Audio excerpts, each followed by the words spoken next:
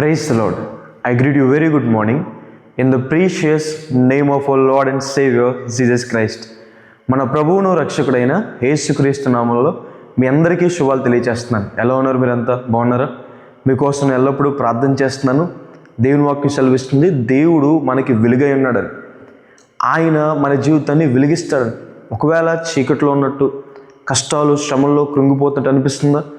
గాఢాంధకార లోయల్లో నడుస్తున్నట్టు అనిపిస్తుందా? దేవుని వాక్యం సెలవిస్తుంది, దేవుడు మీ పరిస్థితులను వెలిగించగలడని, మీ మనస్సుని దేవుడు వెలిగిస్తాడని, మీ బ్రతుకుని దేవుడు వెలిగిస్తాడని. ఆయన మనల్ని వెలిగించి ఆయన మనల్ని అనేక మందికి వెలుగుగా మారుస్తాడని. హల్లెలూయా. దేవుని వైపు తిరగండి, దేవుని వాగ్దానాల మీద విశ్వాసం ఉంచండి. దేవుడు మిమ్మల్ని అనేక మందికి వెలుగుగా మారుస్తాడని. ప్రతిరోజు కూడా బైబిల్ గ్రంథంలోంచి ఒక వాగ్దానం ధ్యానం చేస్తున్నాం కదా. ఈరోజు కూడా ఒక వాగ్దానం ధ్యానం చేద్దాం. చూడండి, బైబిల్ చిన్నవారంతా ఓపెన్ చేయండి. కీర్తనల గ్రంథము 103వ అధ్యాయము 11వ వచనం రాయబడింది, భూమి కంటే ఆకాశము ఎంత ఉన్నతముగా ఉన్నదో ఆయన యందు భయభక్తులు గలవారి ఎడల ఆయన కృప అంత అధికముగా ఉన్నది. హల్లెలూయా.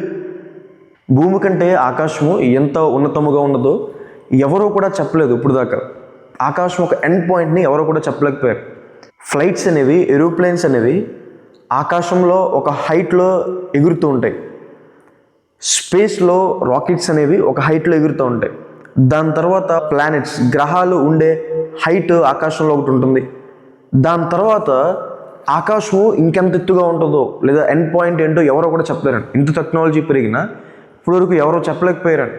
ఆ ఎత్తు అంత ఉన్నతంగా ఉందని, మనిషి ఆలోచనలకి అందరంత ఎత్తుగా ఉందని. ఇప్పుడు దేవుడు అంటే ఎవరైతే భయభక్తులు కలిగి ఉంటారో వారి మీద దేవుని కృప అంత అధికముగా ఉందని. మనం ఏమై ఉన్నామో అదంతా కూడా దేవుని కృపై ఉందని. మనకి సామర్థ్యము దేవుని కృప ద్వారా దయచేయబడుతుందని.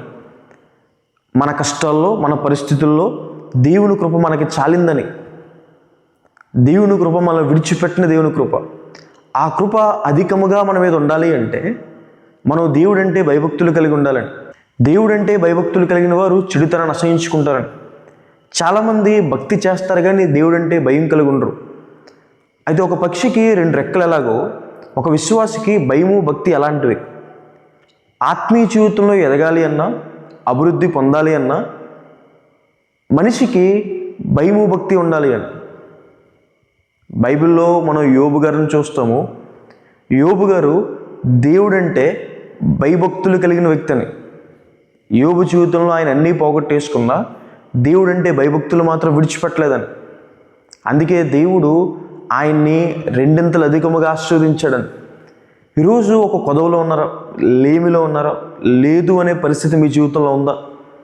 దేవుని వాక్యం సెలవిస్తుంది, దేవుడంటే మీరు భయభక్తులు కలిగి ఉంటే దేవుడు మిమ్మల్ని అధికంగా ఆశీర్వదిస్తారని. దేవుడు ఇప్పుడు కూడా మనకి అధికంగా ఇవ్వాలనుకుంటున్నారని.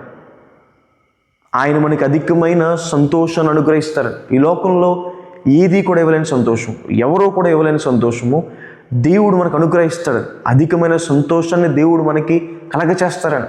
దేవుడు మనకి అధికమైన బలాన్ని అనుగ్రహిస్తారని. ఒకవేళ అనారోగ్యంతో బాధపడుతున్నారా, బలహీనతలో బాధపడుతున్నారా, దేవుడు మిమ్మల్ని స్వస్థపరచువాడని. కుష్ఠ రోగంతో వచ్చిన నయమాన్ని స్వస్థపరిచి బలంతో పంపించిన దేవుడు, మరణకరమైన అనారోగ్యంతో బాధపడుతున్న హిజ్కియా ప్రార్థన అంగీకరించి 15 సంవత్సరాలు ఆయుష్ను అనుగ్రహించిన దేవుడు, 38 సంవత్సరాల నుంచి కోనేటి దగ్గర కదలలేని పరిస్థితిలో ఉన్న వ్యక్తిని స్వస్థపరిచి ఆరోగ్యాన్ని ఇచ్చిన దేవుడు, 18 సంవత్సరాల నుండి నడువు వంగిపోయిన పరిస్థితుల్లో నామని నిలబెట్టిన దేవుడు, ఆయన మీ జీవితంలో కూడా ఆరోగ్యాన్ని దయచేస్తాడని, ఆయన బలపరుస్తాడని. మానసికంగా, శారీరకంగా, ఆత్మీయంగా దేవుడు మీకు అధిక బలాన్ని అనుగ్రహిస్తాడని. అధికమైన మంచిని, అధికమైన కృపను, అధికమైన ఆశీర్వాదాన్ని, అధికమైన సంతోషాన్ని, దేవుడు అధికమైన బలాన్ని మీకు అనుగ్రహిస్తారని. మనము దేవుడంటే భయభక్తులు కలిగి ఉన్నప్పుడు, దేవుని ఆశ్రయించినప్పుడు దేవుడు వీటితో మనం తృప్తిపరుస్తారని దేవుని వాక్యం సెలవిస్తుంది. ఈ వాగ్దానం విశ్వసించండి. దేవుడు ఈ వాగ్దానాన్ని మీ జీవితంలో నెరవేర్చును కాక. ప్రార్థన చేసుకుందాం. సర్వశక్తిమంతుడ, జీవంగల దేవేశ, ప్రభువా మీకు వేలాది వేలాది వందనాలు వేసే. ఈరోజు వాగ్దానం ద్వారా మాతో మాట్లాడినందుకు దేవా మీకు వందనాలు. ప్రభువా, మీ యందు ఎవరైతే భయభక్తులు కలిగి ఉంటారో ప్రభువా వారిని అధికమైన కృపతో తృప్తిపరుస్తారని సెలవిచ్చిన దేవా మీకు వందనాలు వేసే. మీ కృప, మీ దయ, మీ జాలి మాకు కావాలి ప్రభు. యేసయ్య విడిచిపెట్టలేని మీ కృప ప్రభు. యేసయ్య మాకు చాలిన మీ కృప, అధికమైన మీ కృప తండ్రి.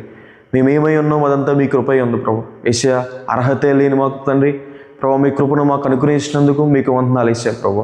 మీ కృప ద్వారా రక్షణ మాకు అనుగ్రహించినందుకు మీకు వందనాలు యేసయ్య.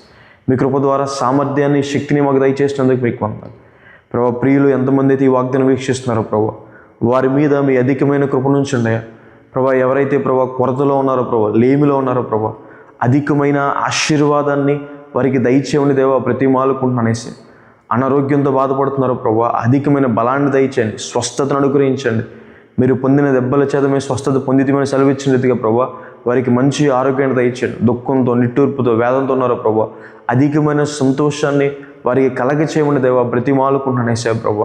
ఈ రోజంతా మీ తోడు, మీ సహాయము వారికి ఉంచమని, మేలుతో తృప్తిపరచమని యేసు నామమున వేడుకుంటున్నాను తండ్రి. ఆమేన్. God bless you. God bless India.